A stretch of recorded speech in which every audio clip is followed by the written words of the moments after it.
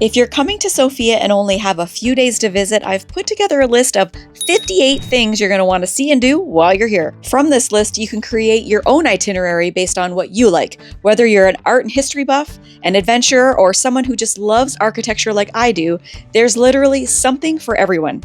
In the description box below, you'll find the Google Map links to all 58 attractions listed in this video. So I've done all the work. You just have to put in the steps. So let's get started. First, we'll start at the oldest structure in the city, and that's the St. George Rotunda Church. It's surrounded by the presidential palace, so if you're not looking for it, you might just miss it. It dates back to the 4th century, and it was originally built as a Roman public bathhouse, and later it was transformed into a Christian church. It was built out of this remarkable red brick and has impressive architecture.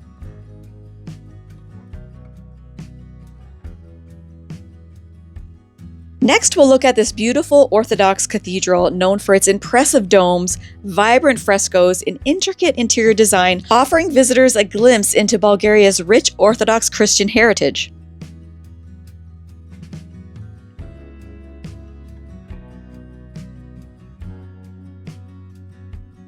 Built between 1890 and 1907, the Sofia City Court is a building that combines classical elements with ornate detailing, featuring grand columns, beautiful lion statues, and a stately facade.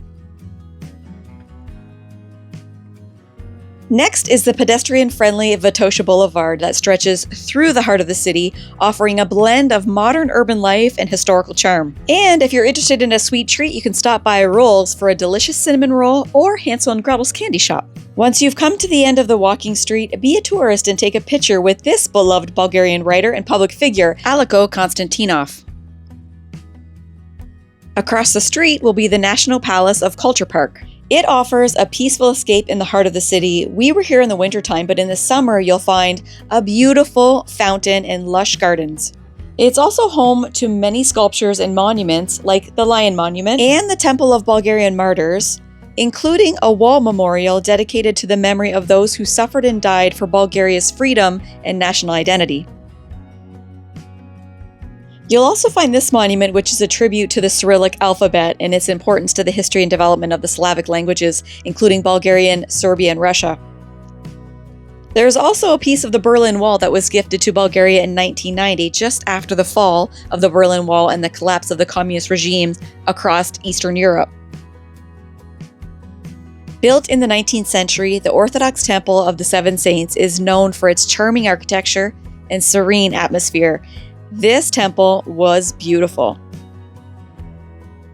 Not too far away, you'll come across this incredible monument dedicated to Tsar Liberator. He played a key role in the liberation of Bulgaria from the Ottoman rule. I couldn't believe how detailed the sculpture was. It was amazing. There are actually a lot of things to see here if you just stand and look 360 degrees, like the Bulgarian Academy of Sciences that was completed in the 20th century. The building features beautiful, large arched windows and intricate detailing.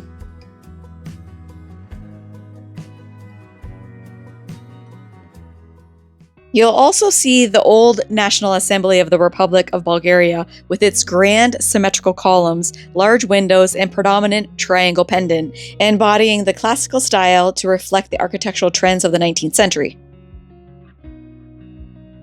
Just down the street is the Sofia University.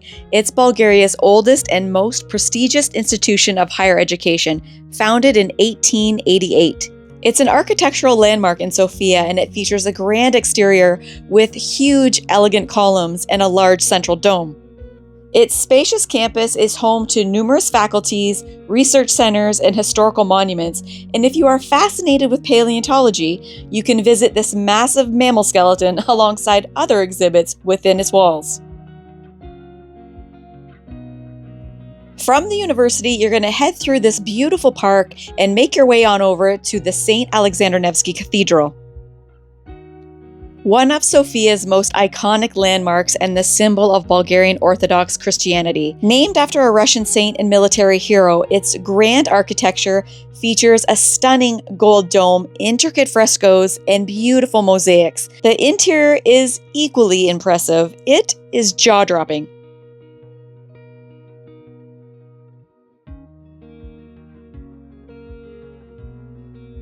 Around the outside of the cathedral, you'll see the National Gallery. It was once the residence of Bulgarian kings. It is now dedicated to the preservation and exhibition of Bulgarian art, both historical and contemporary.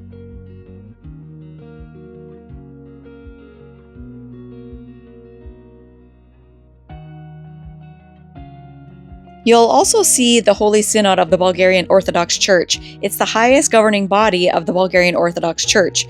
There are lots of statues and sculptures in and around this area as well.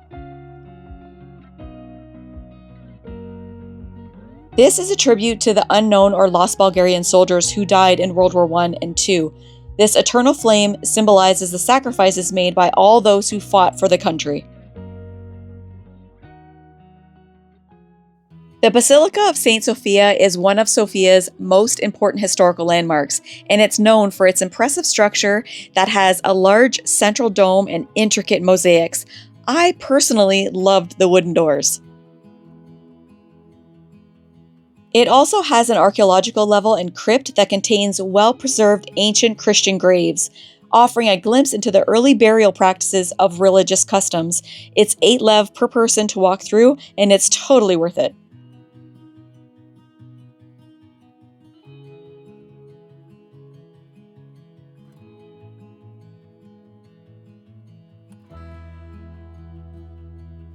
Crossing through the park here, you'll continue to see monuments like the Ivan Vazov Monument, one of the most important figures of Bulgarian literature, best known for his novel Under the Yoke in 1888. This is the Tsar Samuel Monument. He was the ruler of the First Bulgarian Empire from 997. This is the Victory statue, and it stands as a symbol of the country's victory in World War II. This sculpture is called the Blinded Soldier of Tsar Samuel. Following the Battle of Kledian in 1014, 14,000 Bulgarian soldiers were blinded in a brutal act of revenge. This sculpture honors the soldiers' suffering and sacrifice.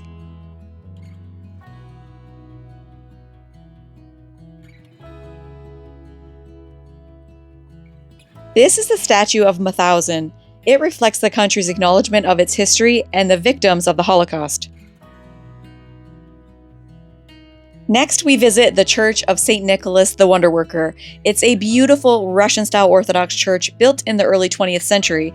The church has striking features with colorful frescoes, a richly adorned interior, and distinctive onion domes. The Palace National Art Gallery displays an extensive collection of Bulgarian art, including works from medieval, Renaissance, and modern periods. This National Theatre has a grand facade, elegant columns, and decorative sculptures. Located within the City Garden, Sofia's oldest public park, the theatre and its surroundings create a cultural and architectural centerpiece in the heart of the city.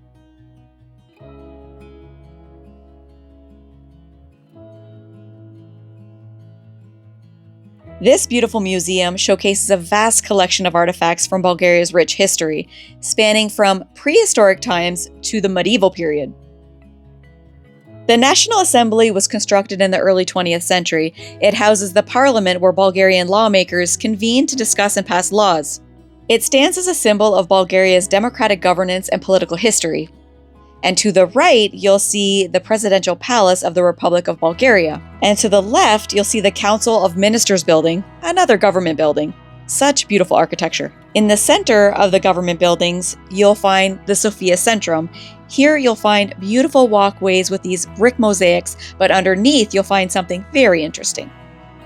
An archaeological site called the Serdica Largo showcases the remains of the Roman city of Serdica, including streets, houses, and public buildings. Key highlights include these preserved ancient artifacts.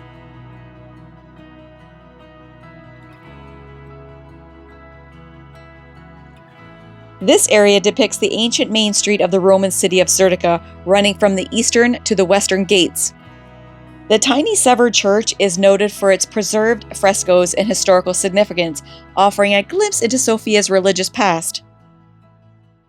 This is a fascinating example of medieval Bulgarian architecture, a church dating back to the 11th or 12th century. Built with brick and stone, it features a simple rectangular layout.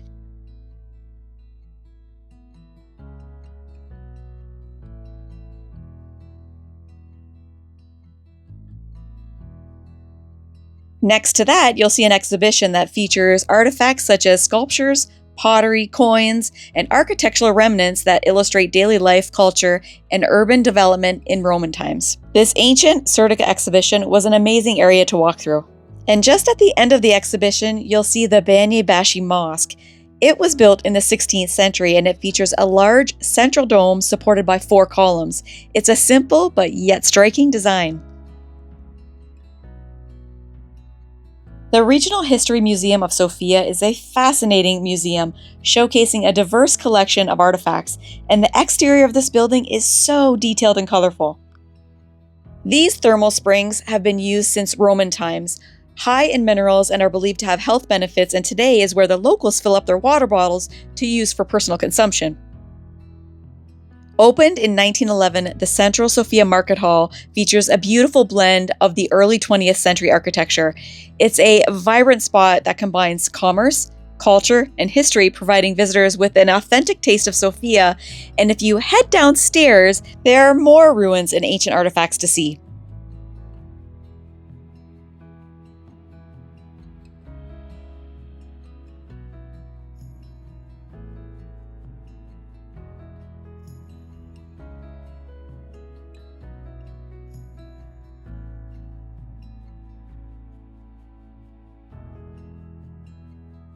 Just behind the market hall, you'll find the Central Synagogue of Sofia.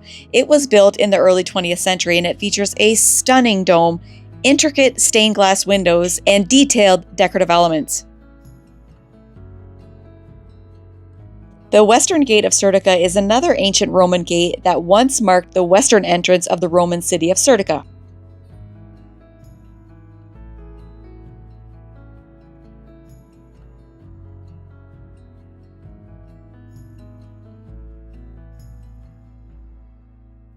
Built in the early 20th century, the St. Joseph Parish features distinct architectural elements including pointed arches, stained glass windows, and a tall spire.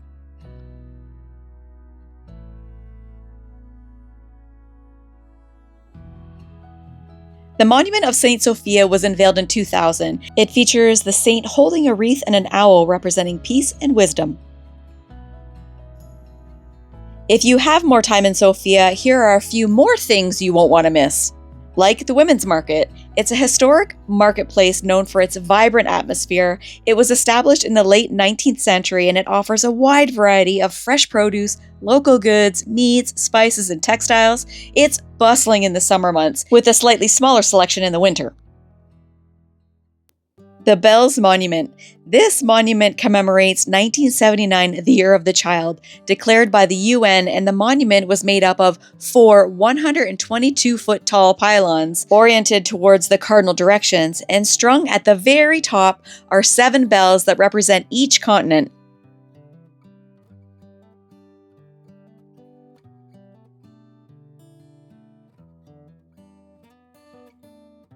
In the winter months, you can experience the ice park located in Prince's Garden. But if ice skating isn't your thing, you can always grab a glass of Glühwein and just stroll through the park.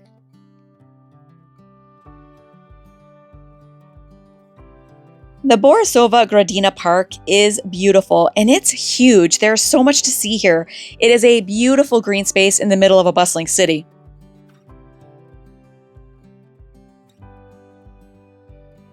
There's also the Opera and Ballet Theater, and it opened in 1953. It hosts a wide range of opera and ballet productions, as well as concerts and cultural events. One of the biggest attractions, quite literally, is Vitosha Mountain. If you're up for a hike in the summer or skiing in the winter, it has something for everyone. But if you don't have time to venture up the mountain, you can still enjoy its beauty while wandering the city streets. And if you love street art as much as I do, check out this video next. I share 27 amazing pieces you won't want to miss.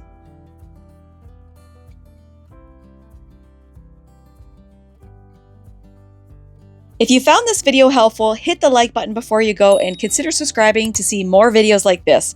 Thanks so much for watching, and I hope to see you in the next one.